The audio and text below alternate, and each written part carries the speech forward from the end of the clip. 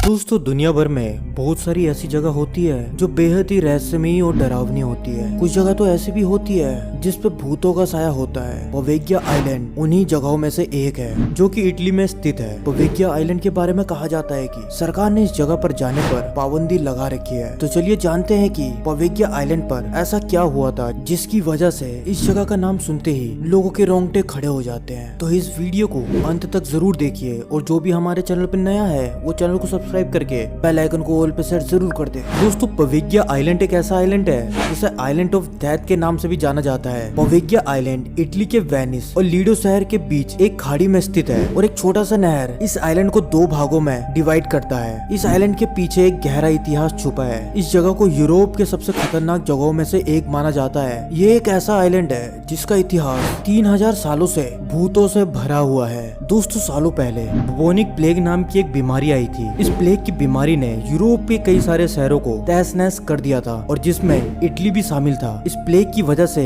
बहुत सारे लोग मर रहे थे। तब पवेग्या आइलैंड प्लेग पीड़ित लोगों के लिए रहने की जगह बन गया था। 16वीं शताब्दी की शुरुआत में पवेग्या आइलैंड का उपयोग प्लेग क्वारंटाइन स्टेशन के रूप में करने लगे थे। जिस भी व्यक्ति को प्लेग के लक्षण दिखाई देते थे उन लोगों को पवेग्या आइलैंड भेज दिया जाता था और जो लोग प्लेग की बीमारी से मर रहे थे उसकी लाशों को भी इसी आइलैंड पे जाके दफना देते थे, जिसकी वजह से पवेग्या आइलैंड में लाशों का ढेर लग गए थे। प्लेग पीड़ित लोगों को 40 दिन के लिए इस आइलैंड पे छोड़ दिया जाता था। वे लोग 40 दिन इसी इंतजार में गुजारते थे कि या तो वे वहीं पर ही अपना दम तोड़ देंगे या फिर इस बीमारी से ठीक होकर अपने घर चले जाएंगे। लेकिन ज्यादातर लोगों की मृत्यु वहीं पर ही हो जाती थी और फिर उनकी लाशों को वहीं पर ही दफना दिया जाता था। प्लेग क्वारंटाइन स्टेशन ये योजना काफी हद तक अप्रभावित थी, लेकिन उस वक्त प्लेग का फैलाव रोकने के लिए सरकार को प्लेग पीड़ितों को शहर से बाहर रखना पड़ा था। पवेग्या आइलैंड सिर्फ 17 एकड़ ही था, लेकिन यहाँ पर 1,60,000 से भी ज्यादा प्लेग पीड़ितों को रखा गया था। कहा जाता है कि प्लेग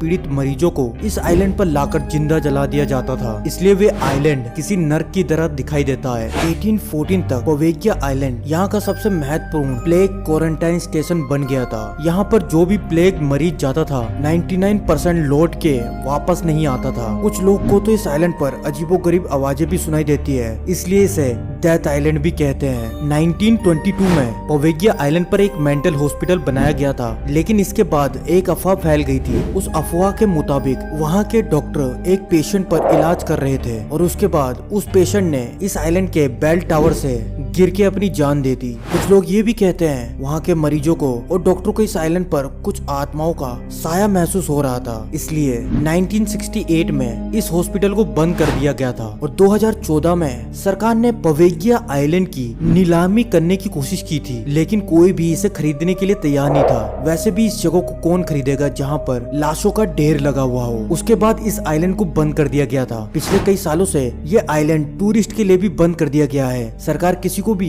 इस आइलैंड पर जाने की अनुमति नहीं देता है। मछुआरे भी इस आइलैंड के पास मछली पकड़ने नहीं जाते हैं क्योंकि उनके जाल में इंसानों की हड्डियां आ जाती है। पवेग्या आइलैंड पर जाने का मतलब खुद के लिए खतरा मोल लेना जैसा है, इसलिए इस आइलैंड का इतिहास सुनकर लोग आज भी डर जाते हैं। तो आपको ये वीडियो कैसी लगी हमें कमेंट करके जरूर बताइए और अगर आप हमारे चैनल पर नए हैं तो चैनल को सब्सक्राइब करके बेल आइकन को ऑल पे सेट जरूर कर दे और हाँ वीडियो को एक लाइक जरूर दे। मिलते हैं अगली वीडियो में।